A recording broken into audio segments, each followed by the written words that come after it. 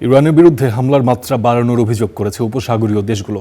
কুয়েতে প্রাণ গেছে 2 নিরাপত্তা কর্মকর্তার।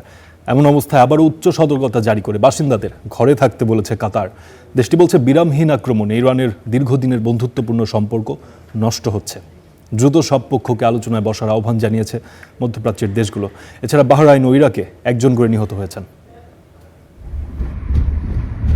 ইরানে ভয়াবহ হামলার চিহ্ন হয়ে দাঁড়িয়ে আছে বাহরাইনের রাজধানী মানামার বিলাসবহুল এই উঁচু ভবন। বাহরাইনের মতো প্রতিবেশী যারা এখনও ইরানের হামলার জন্য যুক্তরাষ্ট্রকে তাদের আকাশ ও জলসীমা ব্যবহার করতে দিচ্ছে, তাদের ওপরও হামলার মাত্রা বাড়াচ্ছে ইরান। আইআরজিসি দাবি করছে বুধবার মধ্যপ্রাচ্যের মার্কিন ঘাঁটিগুলো লক্ষ্য করে 4টি ক্ষেপণাস্ত্র ছোড়া হয়েছে। কুয়েতের আরিফজান ক্যাম্পে 2টি হামলা হয়েছে। তবে কুয়েত বলছে তাদের বেসামরিক অবস্থানে ড্রোন হামলা হয়েছে, তবে অধিকাংশ ড্রোনই ভূপাতিত করা হয়। পশ্চিম ইরাকের আনবার প্রদেশের একটি শিয়া সামরিক শিবিরও ইরানি হামলার লক্ষ্যবস্তু হয়েছে।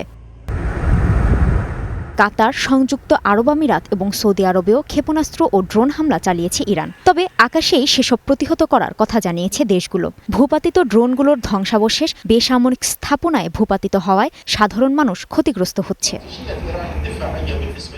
মধ্যপ্রাচ্যে যুক্তরাষ্ট্রের সবচেয়ে বড় ঘাঁটি কাতারের আল উদেইদ এয়ারবেসেও হামলা হয়েছে। এসব হামলায় প্রতিবেশীদের সাথে তেহরানের দীর্ঘদিনের সুসম্পর্ক ক্ষুণ্ণ হচ্ছে, বলছেন কাতারের মন্ত্রী। আঞ্চলিক দেশগুলি ইরানের শত্রু নয়, কিন্তু ইরানিরা এটা বুঝতে পারছে না। তারা বারবার কাতার সহ আঞ্চলিক দেশগুলোর উপর হামলা চালিয়ে যাচ্ছে। এতে ইরানের কোনো লাভ নেই, বরং ঐতিহাসিক সম্পর্কে বড় ধরনের ক্ষতি ডেকে আনছে।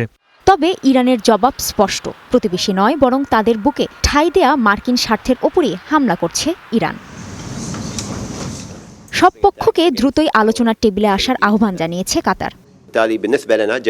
পরিস্থিতি যত কঠিন হোক না কেন, এই সংঘাতের সমাধান হতে হবে আলোচনার টেবিলে। তাই আমরা যত দ্রুত আলোচনার টেবিলে পৌঁছাতে পারি ও উত্তেজনা কমাতে পারি, তাতেই লাভ। এসব হামলার নিন্দা জানিয়ে সংযুক্ত আরব আমিরাত, সৌদি আরব, কুয়েত সহ অন্যান্য মধ্যপ্রাচ্যের দেশগুলো আঞ্চলিক শান্তি প্রতিষ্ঠার আহ্বান জানিয়েছে। কাজী শাহরিন, স্টার নিউজ।